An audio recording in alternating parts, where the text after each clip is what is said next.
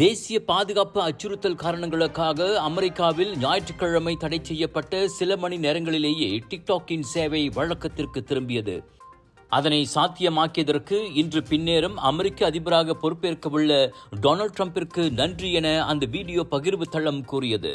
டிக்டாக்கின் அமெரிக்க செயல்பாட்டை சீன அல்லாத நிறுவனத்திடம் விற்க வேண்டுமென டிக்டாக்கின் தாய் நிறுவனமான பைடான்ஸுக்கு விதிக்கப்பட்ட காலக்கெடு ஜனவரி 19ஆம் தேதியோடு முடிவடைந்தது.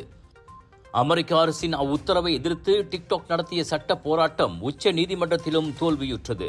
இதையடுத்து அமெரிக்க பிளே ஸ்டோரிலிருந்து ஞாயிற்றுக்கிழமை டிக்டாக் நீக்கப்பட்டது. தனது சேவை தற்காலிகமாக நிறுத்தப்பட்டிருப்பதை டிக்டாக்கும் உறுதிப்படுத்தியது. இந்நிலையில் ஒரு சுமூக தீர்வு எட்டப்படும் வரை டிக்டாக் மீதான தடையை ஒத்திவைக்க ஏதுவாக பதவியேற்ற கையோடு ஆணை பிறப்பிக்க ட்ரம்ப் நேற்று உறுதியளித்தார். அவ்வகையில் டிக்டாக்கில் அமெரிக்க நிறுவனமும் 50 விழுக்காட்டு பங்குகளை கொண்டிருந்தால் நல்லது என ட்ரம்ப் பரிந்துரைத்தார். அதன் மூலம் டிரில்லியன் கணக்கான டாலர் வருமானத்தை குவிக்க முடியும் என்றார் அவர். நாளை வெள்ளை மாளிகை திரும்பியதும் ட்ரம்பின் நடவடிக்கைகளை யார் கண்காணிக்கிறார்களோ இல்லையோ, டிக்டாக் நிச்சயமாக அணுக்கமாக கண்காணிக்கும் என்பது திண்ணம்.